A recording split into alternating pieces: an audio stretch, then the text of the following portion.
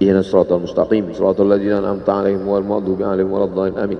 اللهم اغفر له وارحمه وعافه واعف عنه وأكرم نزله ووسع مدخله واغسله بالماء والثلج والبرد ونقه من الخطايا كما ينقى الثوب الأبيض من الدنس وأبدله دارا خيرا من داره وأهلا خيرا من أهله وقه من فتنة القبر وعذاب النار. اللهم لا تحرمنا أجره ولا تفتنا بعده واغفر لنا وله ولإخواننا الذين سبقونا بالإيمان ولا تجعل في قلوبنا غلا للذين آمنوا ربنا إنك رؤوف رحيم. اللهم اجعل أهله وتلامذته وطلابه من الصابرين الذين إذا أصابتهم مصيبة قالوا إنا لله وإنا إليه راجعون. اللهم اجعل أبناءه وبناته من الصالحين والصالحات واحفظهم من كل سوء وشر. اللهم اجعل هذا المعهد الذكر معهدا عظيما مباركا تخرج منه الطلاب والطالبات من المجاهدين والمجاهدات في سبيلك بأموالهم وأنفسهم. اللهم احفظهم من الظلمات، اللهم أخرجهم من الظلمات إلى النور. اللهم وفقنا لما تحبه وترضاه. اللهم اجعل أبناءنا وبناتنا من حفاظ القرآن والحافظات. اللهم اجعل قبره روضة من رياض الجنان لا تجعل قبره حفرة من حفر النيران. وصلى الله على سيدنا ومولانا شفيعنا وذخرنا محمد وعلى آله وصحبه وسلم walhamdulillahi rabbil alamin. Kalau sayang dengan almarhum, hidupkan majelisnya, ramaikan, bangkitkan semangat, tunjukkan kepada Allah Subhanahu wa taala bahwa kita cinta. Sab'atun yudhilluhumullah, 7 orang yang dapat naungan yauma la illa dhilluh, hari itu tak ada naungan kecuali naungan Allah. Rajulani, 2 orang, tahabba fillah, berkasih sayang karena Allah, ijtama'a alaih, bersama karena Allah, wa tafarraqa alaih. Saya berharap saya dengan almarhum, saya dengan Abah Raud, saya dengan para sahabat termasuk yang mendapatkan naungan ini. Saya dengan almarhum tak ada hubungan kepentingan, kami tak ada hubungan politik, kami tak ada hubungan ekonomi. Kami murni karena la ilaha illallah Muhammad Rasulullah. Alaiha nahya, dengan itu kami hidup. Wa alaiha namutu, dengan itu kami mati. Wa biha nub'atsu insyaallah, dengan itu juga nanti kita akan dibangkitkan. Sayang dengan Nabi, hidupkan masjid-masjid. Sayang dengan ulama, hidupkan majelis-majelisnya. Jaga peninggalan-peninggalannya. Lanjutkan perjuangannya. Itu bukti sayang. Sayang bukan di tepi bibir, sayang bukan basa-basi. Oleh sebab itu kita akan dituntut di hadapan Allah tentang nikmat besar ini. Mudah-mudahan kita lulus ujian dunia, ujian akhirat. Amin ya rabbal alamin. Terima kasih segala perhatian. Mohon maaf segala kesilapan dan kekhilafan. Jangan lupa salat sunat isyraq 2 rakaat. Terima kasih. Wassalamualaikum warahmatullahi wabarakatuh.